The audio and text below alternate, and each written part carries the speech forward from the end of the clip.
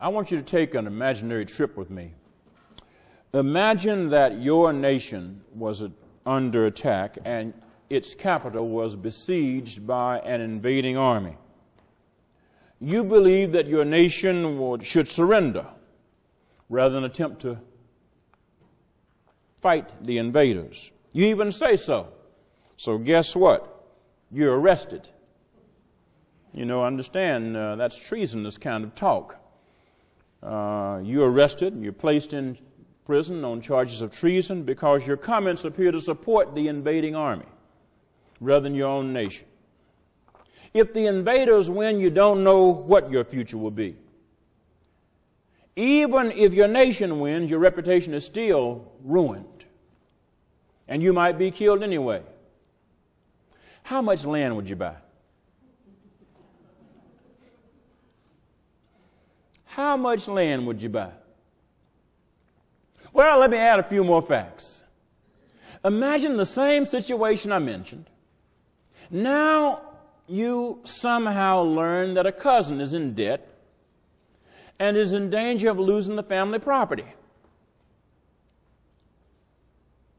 Your cousin visits you in prison where you're awaiting trial for treason.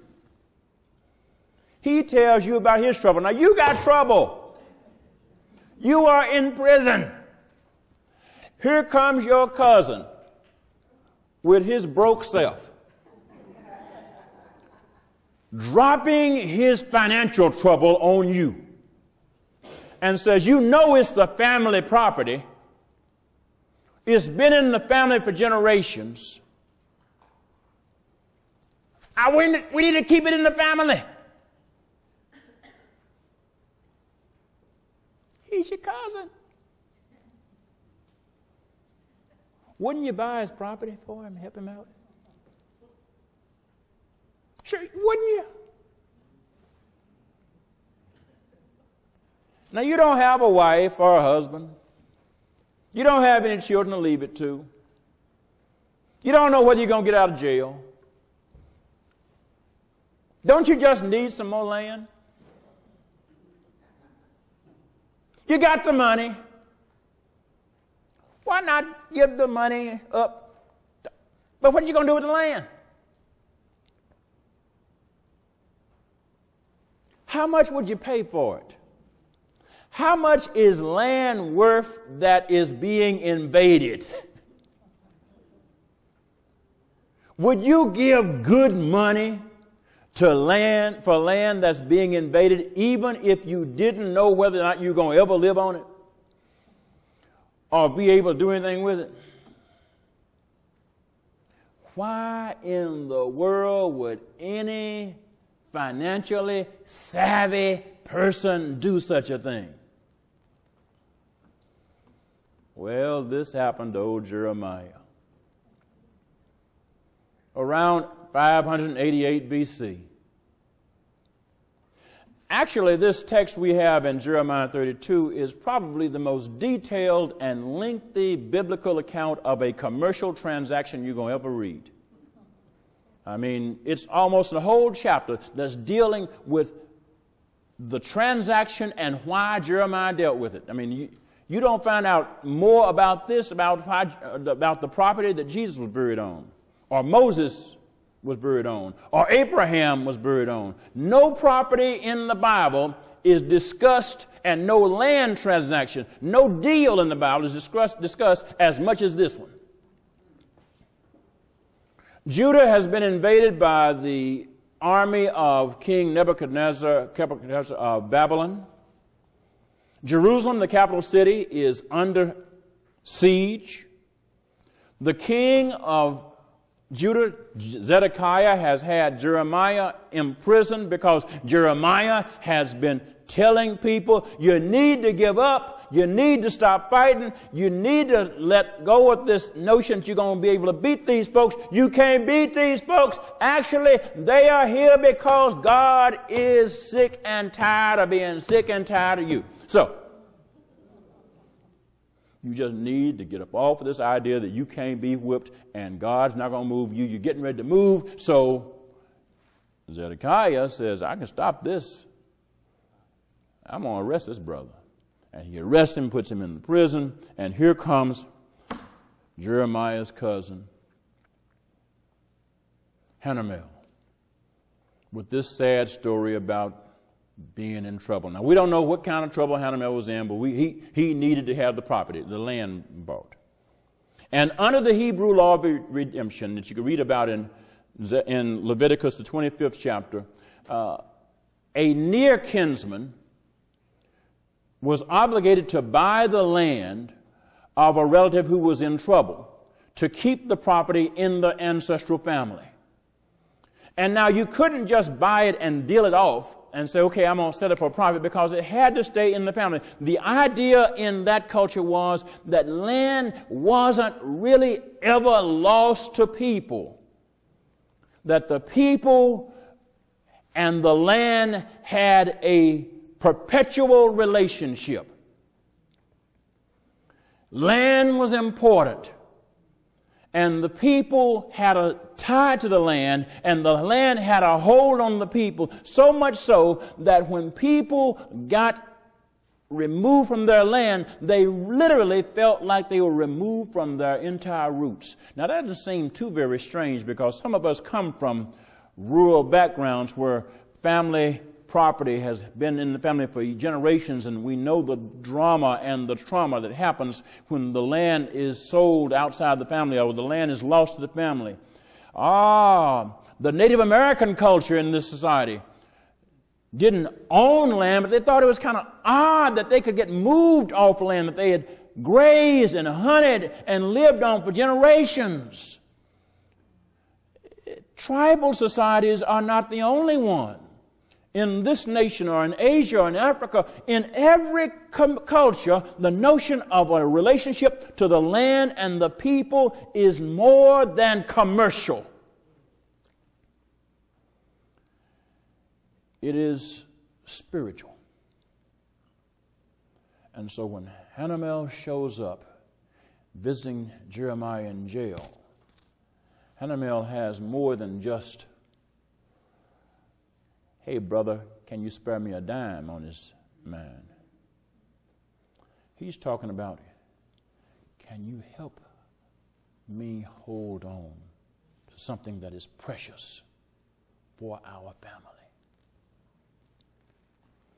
And at Jeremiah 32, verses 9 through 15, we read that Jeremiah bought Hanamel's field, paid for it, had the deed witnessed, gave the original deed and a copy to an assistant, Baruch, who placed it in an earthen jar for safekeeping. And at verse 15, we learn why Jeremiah made this weird deal.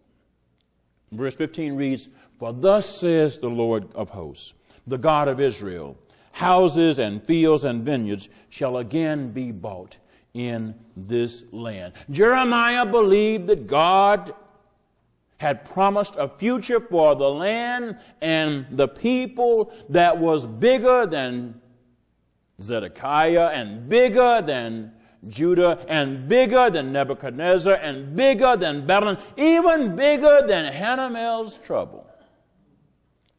Despite the invasion, despite the threatened conquest of the people, despite the uncertainties surrounding his society, his nation, and even the uncertainties surrounding his own life, Jeremiah believed that God had a promise that was worth betting on. And so Jeremiah bought the land, paid for it, had the deed recorded, publicized the deal, did it publicly, because Jeremiah was betting on a future defined by God and not a future defined by his situation.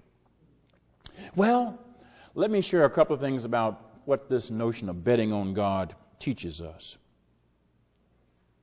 First of all, betting on God. And I know for some people in Baptist life, this notion of me using the term betting may be troublesome. But I use it intentionally because betting is simply another word for saying trusting. Trusting is the religious word, but the truth of the matter is trusting in God is always a bet. It is a moral and spiritual gamble. And so trusting God and betting on God are two terms that I use interchangeably because we now talk more about betting than we talk about trusting. We talk about betting our lives instead of trusting our lives. We talk about betting our future instead of trusting our future. We bet on the stock market instead of, and we don't trust God. We bet on other stuff. We trust other stuff. We trust our job. We trust our employer. We trust our government. We trust our situation. We trust in our doctors. We trust in these little kingdoms that we say are going to be life-giving and life-preserving, and we don't talk about trusting in God. We trust what we bet on, and we bet on what we trust. But we first see that trusting God can be troublesome. Understand, Jeremiah was in this spot. His address was a direct relationship to his bet on God. Jeremiah was living at number 1 Jailhouse Lane because he had trusted God. Now, many religious people seem to think that trusting God should somehow give them an exemption from trouble. But notice that Jeremiah is at number 1 Jailhouse Lane because he has trusted God. Does anybody hear me in this prosperity gospel notion? You know, this notion that God guarantees us to be free from physical and financial trouble. We're going to have physical well-being and we're going to be financially flush all the time because we trusted in God, you know. Now, I know that Bishop Eddie Long is not the only one who said that. I mean, Creflo Dollar is not the only one who said it. I mean, we remember now, Oral Roberts was the one who gave us this modernly. He talked about planting seeds, seed faith. If you just sow in faith, and we hear now people are saying, if you'll sow in this ministry, you'll reap harvest. Notion that if we sow more, we'll harvest more. And the more we sow, the more we'll harvest. And therefore, if you just sow enough, you won't ever get sick and you'll always have money because you'll be... In every generation, and there have been preachers and rulers who have believed that they were divinely entitled to thrive or to prosper or to rule or to conquer no matter what.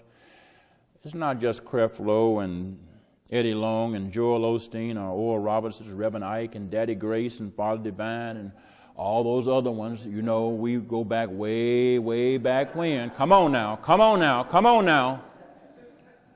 Who always had another thing for you to send money to. You know, when I was a child, it was Reverend Ike with his prayer cloth. If you send money, he'd send you a prayer cloth for your call, and you just pray on that prayer cloth, and the Lord will answer your prayers. And I don't know how many people sent money to Reverend Mike.